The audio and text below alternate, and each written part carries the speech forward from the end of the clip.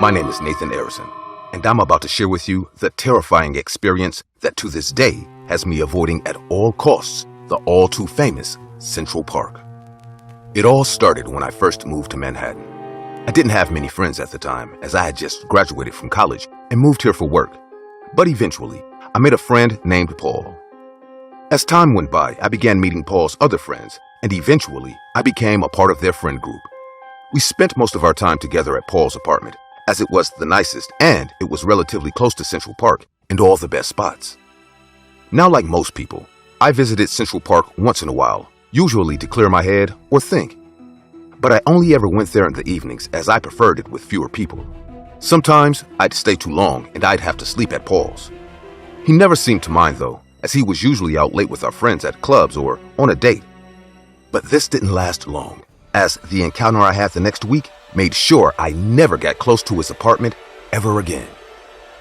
The date was the 6th of June, 2019. I was in a pretty bad place, as the company I worked for at the time had been taken over by a larger corporation and decided to let some of the workers go. Now, I wasn't fired, but I had been sitting at Central Park worried, and I guess my friends somehow found out, as they were all headed my way. "Hey man," Paul said before sitting next to me. I replied, "Hey guys, I thought you were all headed out." Grace then responded with, "Yes, but we heard what happened. You should come with us." I simply shook my head, as getting drunk and clubbing wasn't my usual scene and was certainly not how I liked dealing with my problems. My friends weren't taking no for an answer though, and Paul said, "Come on man, you never come out with us. I'm sure you'll be fine. I mean, you're great at your job." I realized there was no point saying no. I had only one option, and that was to go. So against my better judgment, I got up and followed them to the club.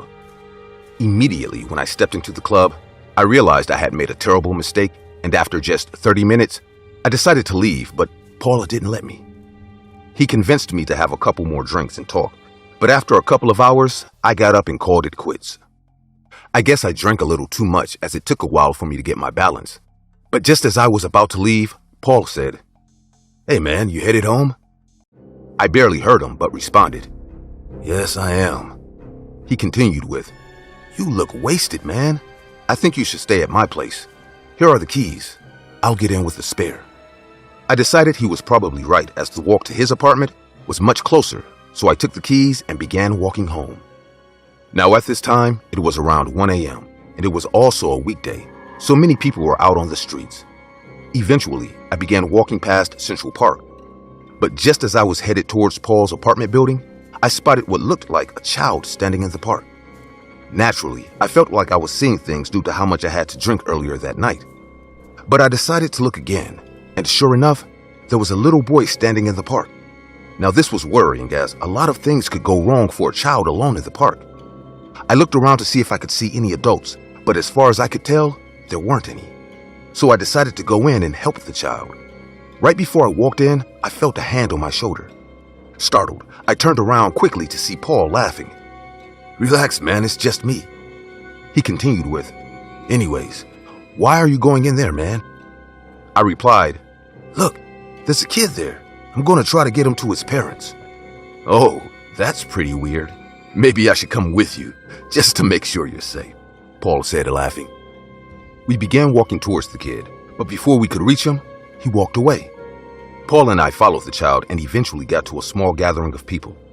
At this point, I was almost positive I was seeing things, because nothing about this group of people seemed normal. For starters, I couldn't think of a single reason why around 15 people were all gathered at Central Park at 1 a.m. in the morning. As we got closer to the group, I noticed they all seemed to be listening to one person. He seemed to be in his late 50s and was dressed in clothes I'd never seen before. He stood around 6 feet tall and wore a long coat and a top hat. Soon enough, I began to notice how everyone in the group seemed to be dressed like they all came from different times. The women all wore their hair differently, and some of the men wore top hats and held canes while others wore suits and ties. Nothing about this abstract group of people sat well with me, and I decided it was better we left, so I said, "Paul, I think we should go. We can see the kid's not here alone, so let's go home." The problem was, Paul didn't seem to be getting the same eerie feeling I was, as he simply replied, "Oh, come on, man. Don't you want to stick around and find out what's going on? I wasn't surprised by his response, as Paul was generally always adventurous and didn't know when to quit. So I said, "You can stay if you want, but something's off, and I don't think we should be here." I turned to leave when I heard someone say to me, "Pardon? Leaving so soon?" The man who had been speaking to the group was standing there, and I immediately felt chills down my spine. He reached out his hand to shake mine, and to this day, I still can't describe how unbelievably cold this mystery man's hands were. His eyes were blue, but what stood out about them was I could barely see his pupils. It was like they were barely there. "My friend, won't you be joining us?" he said calmly. Before I could respond, Paul spoke. "Well, my friend here was just going home, but I'm actually quite interested in what's going on." The man looked at me with a slight smirk on his face. "Well, it's too bad your friend's leaving. This here is a tour. Well," he laughed and continued, "it's quite a unique tour." I was confused, as I knew a tour of Central Park happening at 1 a.m. didn't make sense in any way, so I said, "Don't want to be rude, but why is the tour happening now and not at normal hours?" There was a quick sign of annoyance on his face, but he quickly replaced it with a smile and walked closer to me. "That's a good question, sir. But let me ask you one better. You don't truly believe that all that's happened in this place can be told in one tour? This park is over a century old, and it has seen and heard things that even the oldest history books are afraid to say." He paused and looked deeply into my eyes. "Some even believe it holds the souls of people too weak to leave, as well as their secrets." It was only at this point I realized the rest of the tour was standing in silence, looking my way. I immediately felt I needed to leave, but for some odd reason, some part of me wanted to stay. "Let's go home, Paul," I said, turning around to leave, but Paul didn't move. I figured it wasn't up for debate, and he was staying, so I began to walk away. With every step I took, I had this strong urge to return, but I decided against it, and just before leaving the park, I heard the man say, "Goodbye, Nathan." In the months that followed, a missing persons report was filed. A search party was put together, and posters of Paul Harper were put all over Manhattan and the surrounding cities. But there has been no news on him. After that night, I assumed Paul had stayed somewhere else that night. But after a while, I contacted the authorities, and no matter how many times I've given my statement, they continue to believe I was on some sort of drug that night. In my free time, I carried out research on people going missing in Central Park. But there was no case similar to Paul's. I played over the conversations with the strange man over and over in my head, and it led me to research the history of the infamous Central Park.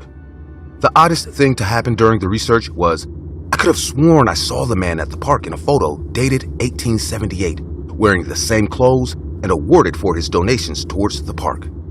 I didn't act on this as I knew no one would believe me. As the years have gone by, I've contemplated many times going back to the park to see if I'd ever meet Paul again. But sadly, I'm too much of a coward to ever return to Central Park.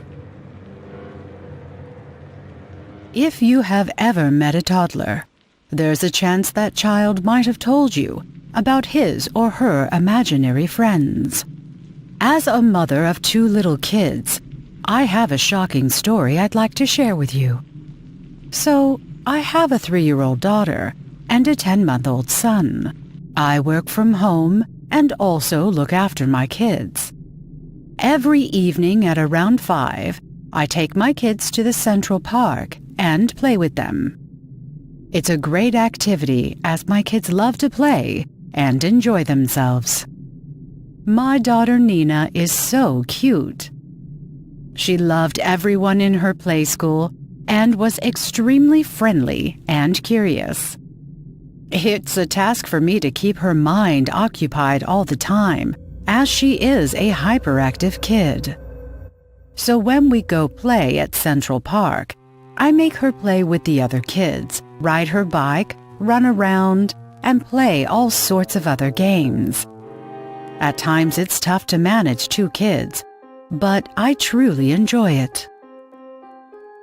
Once in a while, Nina would pick up a new hobby, or should I say, obsession. Sometimes it's drawing or a craft, sometimes it's singing, sometimes it's getting dressed like me, or getting a piggyback ride from her father. Recently, I have heard her talk to someone when she is in her room alone. At first, I thought she had taken my cell phone and called her grandma, but when I entered the room, I found no phone, and Nina was sitting on her bed as though someone were standing in front of her. "Hey, baby, what are you doing?" In a very casual tone, Nina turned towards me and said, "I'm talking to my friend." Just to make sure she hadn't snuck my phone, I asked her, "Do you have my phone with you?" "Nope, I guess it's downstairs on the kitchen counter." "All right, so how are you talking to your friend?" I asked in a very casual manner, as there was no one in the room except her and me. She looked at me funny and said, "He's right here, Mom," and pointed right in front of her on the bed. Playing along with her, I said, "Oh, I'm so sorry. I didn't see him. Do you guys want a snack or something? I can get you something to eat." "Nope, I just ate dinner, and Frigg says you make terrible food." Instead of getting offended, what she said brought a memory back from a long, long time in my life.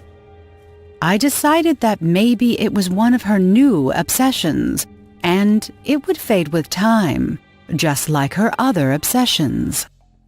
However, as time passed, I found her talking to this imaginary friend more and more, especially whenever we would go to Central Park. Instead of playing with the other kids or her baby brother, she started playing with her imaginary friend. I even told her father about this, but he told me that it was just a phase and it would pass, but I did not tell him the name of this imaginary friend. Months passed, and every day she was learning something new from this imaginary friend. This phase had lasted a bit too long. One night, as I was about to tuck her into her bed, I heard her talking to her imaginary friend again. As I entered the room, Nina said, "Mom, did you cry every time you used to fall off your bike?" "How did you know that?" To this, my daughter giggled all alone and said, "I just know it. Looks like you weren't as brave as I am." "Yes, my dear, you are very brave, but it's now your bedtime." I tucked her into bed. "Good night." "Good night to you too, baby." She giggled again. "No, Mom. That good night was not for you. It was for him." She pointed in the direction of an empty corner in her room, and then looked at me with a smile and said, "Good night to you too, Mom." I just walked out of the room dumbfounded. I spoke to my husband again that night and asked him if we need to consult a child psychologist or not, but he assured me that our daughter was fine and would be done with this imaginary friend soon enough. I did not tell him the name of this imaginary friend yet again. The next day when we went to Central Park, I realized the gravity of the situation. As all the kids played in the sandbox, or with balls and other playing equipment, my daughter was busy playing with her imaginary friend behind a bush. This time, however, she had something that had me very, very worried. She had 2 pairs of paper towel rolls connected by fine wires. She was playing with them. "What is this, Nina? What are you doing? Don't you want to play with the other kids in the sandbox or with the ball? You can also play with your baby brother if you want to." "No, Mom. Frank here is teaching me how to defend myself against bad people. Baby, but what is this in your hand?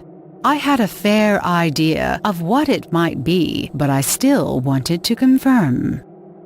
These are nunchucks. I'm learning how to use them. When she confirmed my suspicion, I knew this imaginary friend wasn't something normal. It was deeper than I had previously thought. I also noticed that this imaginary friend was always hyperactive while at Central Park, and he always tried to separate my daughter from the other kids. Nina, we have to leave now. No, Mom. I want to play with Frank. He was just starting to teach me how to use nunchucks. I just grabbed my daughter by the hand, picked up my son, and sat on a bench in the park away from the prying eyes of the other parents. Nina was crying and was very upset that I had disturbed her playtime. I made her sit in front of me and tell me everything about this imaginary friend of hers.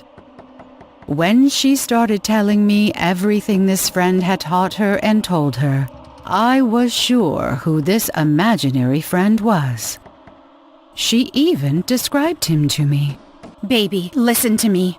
You need to forget this imaginary friend and make some real ones. Or you can play with your brother if you want to, but no more playing or talking with this imaginary friend. I knew my daughter wouldn't listen to me.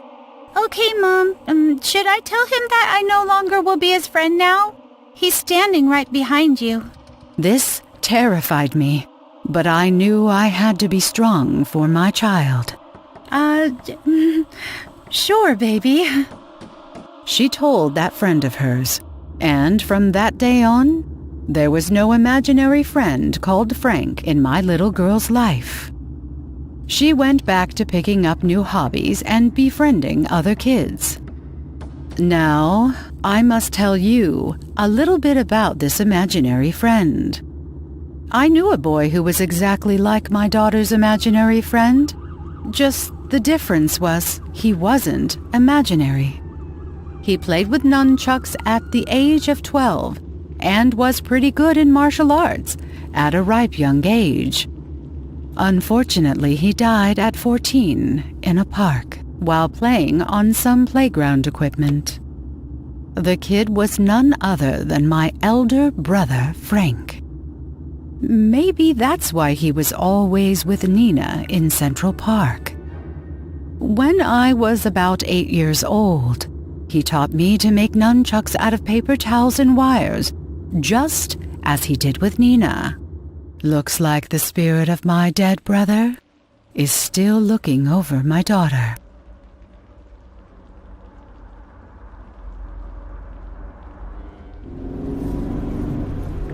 Back when I was a kid, not more than 16, my friends and I used to play in a big park. We lived in a small town, and right in the middle of it was a huge park. So, the founding members of our town back in the day must have thought it would be a good idea to name this park after the Central Park of New York. Call it a tribute or a lack of creativity. But we too had a Central Park in our town. Now, I must say, in a small town, having a big park means almost everyone wants to spend time at it. However, every evening the school soccer team practiced in the Central Park, and except for our coach and the team members, no one else used to be in the park. Mostly because we made a lot of noise while we were playing, and secondly, because it used to get dark in the park. A few of my teammates, including me, had cars, and the rest of my teammates mostly asked us to drop them off after practice. Kevin, Martin, Mitch, and I always used my car, as it was small and compact, perfect for the four of us. Most of the team left right after practice. However, me and my buddies liked to hang out in the park for a little while after. Now, you must know that our town was never experienced in any kind of paranormal experience or haunting. Neither was there any crime in our town. It was a small, safe community where everyone knew everyone and people loved to help each other. So our parents didn't mind us hanging out in the Central Park late at night. One of my friends, Mitch, lived with his grandfather, Mr. Robinson. He was a friendly old man who loved to drive around the town at night in his Mini Cooper. Many times we would cross him in his car while going back home from the Central Park. And every time we would say, "Good night, Mr. Robinson," to him in a sing-song voice. He loved us boys and treated us all like he treated his own grandson. One evening after a big match, the four of us decided that it would be a very good idea to grab a bite in the diner and return to the park to just play football for a little while before heading home. All our parents had attended the match along with Mr. Robinson, so they knew about our plan. When we were back at the Central Park playing football after dinner, Martin, who was a horror enthusiast, started sharing some horror stories he had seen on a YouTube channel, his favorite, called SSG Animation. Now, normally none of us ever got scared of such stories, but that day in Central Park under a few streetlights, I was scared. I didn't admit it to the other boys, but I had a feeling that someone was watching me from the dark. There were thick trees and jogging tracks all around us, and we played in a small grassy area in the middle of the park. At about 11 at night, we decided to go home as it was too late and it was a school night. I got into the driver's seat and my friends in their respective seats. Now you must understand the layout of Central Park. The park was situated in the front and the parking lot was behind it, so while driving your car in and out of the park, you would be driving on a road parallel to the park. I started the car and we were all joking about how we defeated the other team, how the players of the other team had made mistakes and gave us an easy win. Almost 5 minutes into our drive, I spotted a Mini Cooper coming our way. Now, everyone knew who would be in the car if you spotted a Mini Cooper in our town. I slowed my car while my friends kept chatting. When the Mini Cooper was just beside us, I stopped my car. "Hey, Mr. Robinson, you going into the park?" Usually at this point, Mr. Robinson would crack a dad joke or tell me to drive safely. However, that day he just stared at me with wide eyes and gave me a creepy smile. It was weird. "Mr. Robinson, are you okay?" By now, all my friends were turned into our conversation too. Especially Mitch, Mr. Robinson's grandson, was looking at his grandpa as if something was wrong. We all sensed a creepy feeling from the ever-friendly old man. He still didn't answer me, but just kept staring. Then he got out of his car and came near my window. "You kids done playing?" "Yes, sir," we all answered, smiling. "Good game you played today. Kicked the other team's ass really good." We all nodded and then chatted with him for a while. But throughout the conversation, I felt a cold vibe from Mr. Robinson, who was always so warm. Then he abruptly told me to step out of the car. I did as he said while all my friends watched questionably at Mr. Robinson. He made me turn around and pointed in the distance toward the parking lot and the park which we had just left. And what I saw made me stumble back on my ass. I fell down and started crawling backwards. I was scared shitless and I was sweating all over and couldn't utter a word. From inside the car, all my friends looked at me funny. What is that? Who is that?" I asked Mr. Robinson as I was struggling to breathe. He smiled at me, bent down to my level and said, "Wrong time, wrong place, kid." And after he finished saying that, I covered my face with my arms and shielded myself from the impact. When I closed my eyes, I didn't see anyone. Mr. Robinson was still looking at me with that smudged look and that creepy smile. However, Mitch and Kevin were beside me picking me up, while Martin looked worried in the passenger seat. "What happened, Tom?" Mitch asked me. I could not describe to him what I just saw, so instead I pointed in the direction of the parking lot. However, when I looked there again, no one was there. The parking lot was dark and isolated as it was before. "You boys take your friend home," Mr. Robinson said to Mitch and Kevin. Mitch drove the car to his house while I cooled myself in the back seat. "Hey, what did you see?" Mitch asked when we were a few blocks away from his house. I saw a woman, dressed in black, with long flowy hair running at lightning speed towards me. I knew she was going to harm me. Also, I felt that your grandpa was being weird. "I don't believe you. You say you saw a ghost woman, but I do think my grandpa was acting crazy, Mitch replied, and although I was a bit shaken up, I laughed. We reached his house, and the first thing we saw was the Mini Cooper parked in the open garage. We all exchanged a look, and before we could get out of the car, the main door opened, and there stood Mr. Robinson. Hey, boys. Great game. You kids want to have some soda and a sandwich? I'm making some for myself. We all just looked at the old man, dumbfounded, as there was no way he could get here before us, change his clothes, and mind you, there was only one way from the Central Park to Mitch's home. And on the way, we didn't cross Mr. Robinson. And we definitely would have, because we left the park before him. Before any one of us could say anything, Mitch was out of the car. Grandpa, what were you doing at the Central Park just a few minutes ago? And how did you get here so fast? Mr. Robinson looked at us as if we were nuts. I was watching the news for the past 2 hours, and I left the Central Park along with all the other parents after the game. I wasn't at the Central Park a few minutes ago. At that moment, we felt like the ground had cracked beneath our feet, as all of us had clearly seen him there. Suddenly, all of my friends believed my story of seeing the ghostly woman, because they too had seen Mr. Robinson. Or, should I say, they saw whatever it was that looked like Mr. Robinson.